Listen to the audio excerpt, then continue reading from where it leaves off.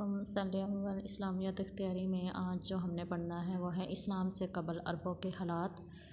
تو آئیے ہم دیکھ لیتے ہیں۔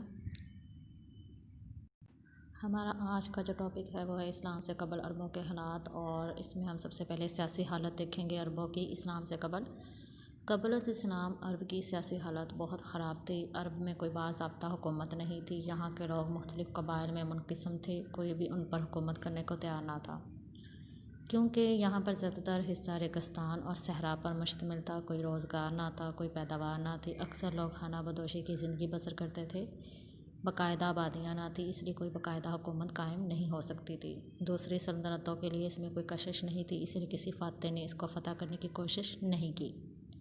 اگر کسی نے حملہ کیا بھی تو ان کو شکست دیتے ہوئے آگے نکل گیا، یہاں پر اپنی حکومت قائم نہیں کی، اسی لیے عرب کے لوگ فطرتاً آزاد تھے اور کسی کے زیر اثر رہنا پسند نہیں کرتے تھے۔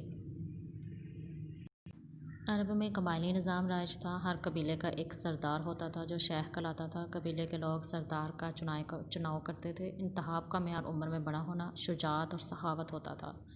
لوگ اپنے سردار کی اطاعت کرتے تھے۔ قبائلی تعصب بہت زیادہ تھا، ان قبائل میں ذرا سی بات پر جھگڑا اٹھ کھڑا ہوتا تھا اور جنگ کی صورت اختیار کر لیتا۔ اگر دو قبیلوں میں لڑائی شروع ہو جاتی تو وہ کئی نسلوں تک جاری رہتی، جو قبیلہ بنو بکر اور بنو تغلب کے درمیان 40 سال تک ہوتی رہی، جس کی وجہ سے محض ایک اونٹنی تھی۔ اسی طرح ایک مرتبہ گھوڑے دوڑانے پر بنو عباس اور بنو ذبیان کے درمیان جھگڑا ہوا، دونوں قبیلے کئی برسوں تک آپس میں لڑتے رہے۔ عرب کے دو بڑے قبیلے تھے، قبیلہ عدنان اور قبیلہ قحطان، یہ عرب کے بڑے قبیلے تھے۔ قبیلہ عدنان یہ قبیلہ حضرت اسماعیل علیہ السلام کی اولاد میں سے تھا، ان کے مشہور سردار کا نام مضر تھا، اسی نسبت سے یہ مضری بھی کہلاتے ہیں۔ عدنان کے دیگر قبائل بنی بکر، بنی قیس، بنی تیم، بنی تغلب اور بنو قریش وغیرہ ہیں۔ ان تمام قبائل میں قبیلہ قریش خانہ کعبہ کا متولی ہونے کی بنا پر سب سے زیادہ معزز سمجھا جاتا تھا۔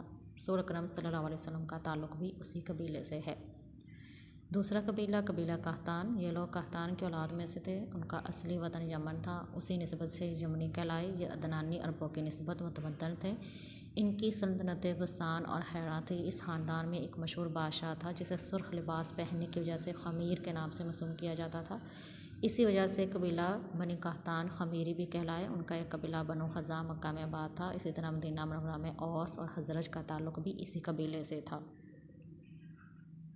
یہ تو تھے اسلام سے قبل عربوں کے سیاسی حالات یا سیاسی حالت۔ اب آگے ان کی معاشی حالت کو دیکھتے ہیں۔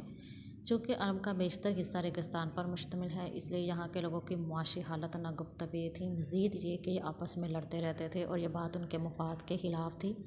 عرب میں شہر میں رہنے والے لوگوں کو حضری کہا جاتا تھا اور دیہات میں رہنے والوں کو بدوی کہا جاتا تھا۔ شہر کے لوگوں کے معاش کا ذریعہ تجارت تھا اور دیہات میں رہنے والے لوگوں کا ذریعہ معاش زراعت اور حیوانات کی پرورش کرنا تھا۔ تجارت میں کھانے کا مسالہ، خوشبودار اشیاء، سونا، جواہرات، چمڑا، کار، زین پوش، گھوڑے اور بھیڑ بکری شامل تھے۔ زراعت کا پیشہ نہ ہونے کے برابر تھا۔ عرب میں دو مقامات سرسبز و شاداب تھے، مثلا یمن کا صوبہ نجد، یثرب، خیبر، یہاں کاشتکاری ہوتی تھی، دوسرے پھلوں کے علاوہ کھجور یہاں کا مشہور پھل تھا۔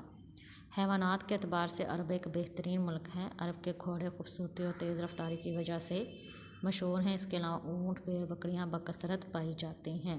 تو یہ تو تھی عربوں کی معاشی حالت۔ دو ہم نے حالات ان کے دیکھے، سیاسی اور معاشی، ان کو بھی اچھے سے یاد کیجیے گا، دعا میں یاد رکھیں۔ والسلام علیکم ورحمۃ اللہ۔